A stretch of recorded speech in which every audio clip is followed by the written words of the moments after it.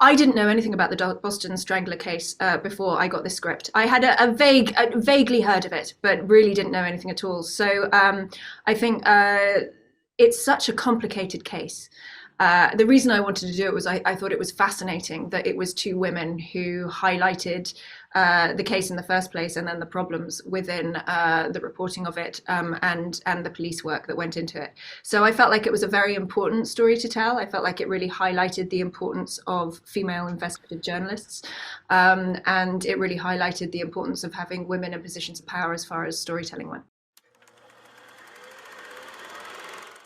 I was drawn to this script because primarily the participation of Keira was a big draw for me. And also I met with Matt Ruskin, who I had seen Crown Heights, which is a really complex examination of the criminal justice system and a very deeply moral film.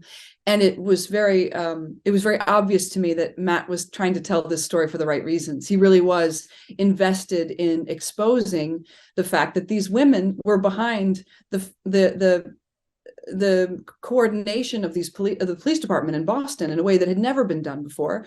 They really put themselves in a vulnerable position by criticizing the police department, and at a time when there were very few female journalists and almost none of them doing this kind of work. They were on the advice desk in the lifestyle columns, doing some stunt reporting for, they'd go to a county fair, but they weren't covering crime. And what fortitude was required for these women to pursue this case. I mean, that's a really extraordinary story.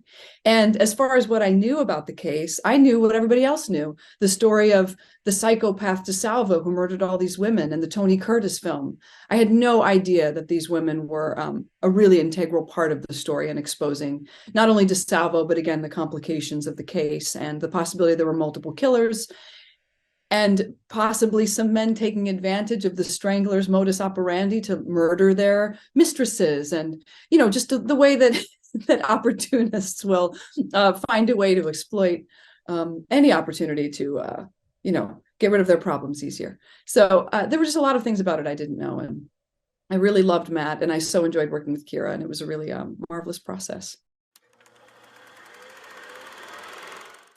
I think their resilience was extraordinary. I think what they were up against as far as being taken seriously in a male-dominated world, in a male-dominated industry, going up against the Boston Police Department, and plus reporting on a serial killer or multiple killers that were not caught.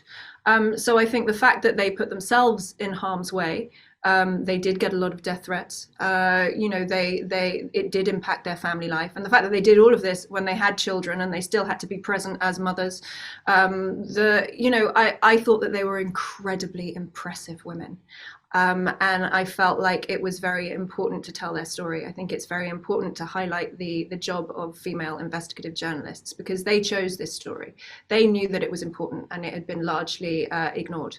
So I felt it was a very empowering and quite cathartic experience to play Loretta McLaughlin.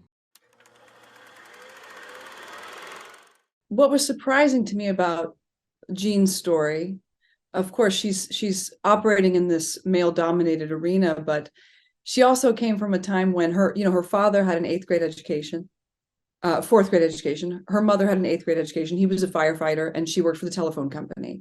And Jean was one of the first people in her family to go on to have a career of this magnitude.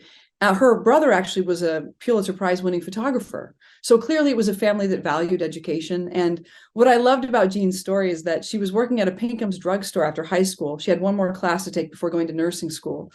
And there was a disappearance of a young girl in the town. And Bob Court was one of the journalists covering the story, because that was where the public telephone was. So all the journalists were reporting back to their offices from the Pinkham's drugstore. And she said, "Hey, you got a job for me?" And he called her in actually to have a meeting that August with the editor, and she ended up starting off as a copy boy. And she worked her way up.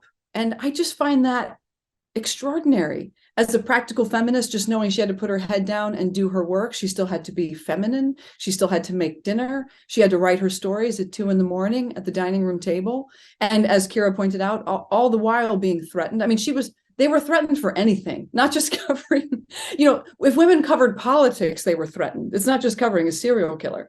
So really an extraordinary obstacle. She was up against a lot. And the fact that these women continued to go on to have these really amazing careers, still in a time where there were so few female journalists working.